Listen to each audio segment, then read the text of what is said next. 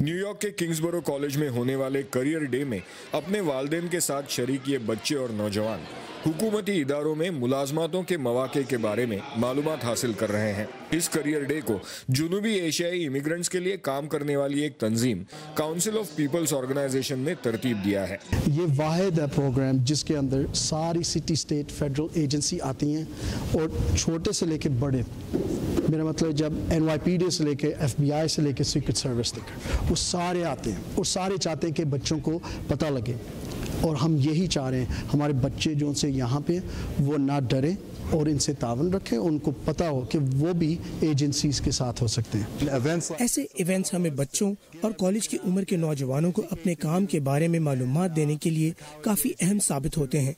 हम उन्हें बताते हैं कि ATF क्या है और उनकी हिफाजत के लिए हम क्या रोल अदा करते हैं।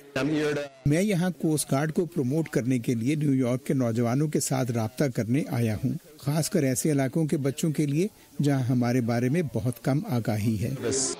न्यूयॉर्क पुलिस डिपार्टमेंट, FBI और होमलैंड सिक्योरिटी जैसी तकरीबन 16 एजेंसियां यहाँ मौजूद हैं।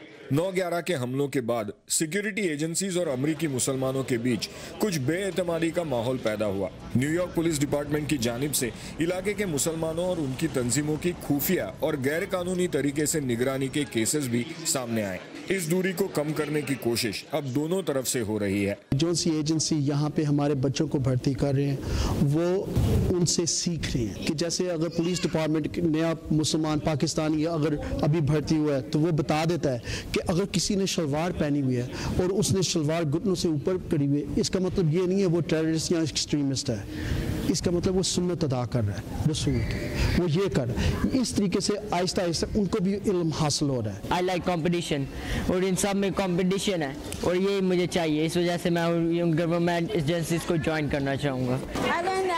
मैंने ये जाना कि ये एजेंसी सबको शामिल होने का पूरा मौका देती हैं। जैसे मैं एक मुसलमान हूँ और मैं हिजाब पहनती हूँ, तो मुझे ये जानकर काफी राहत मिली कि मैं भी बिना किसी मुश्किल के ये जॉब्स ले सकती हूँ। 2011 से हर साल काउंसिल ऑफ पीपल्स ऑर्गेनाइजेशन ये करियर डे ऑर्गेनाइज करती आई है। इस साल तकरीबन 1000 लोग इसमें शरीक हुए। औशमान आपटे, उर्दू VOA, न्यूयॉर्क।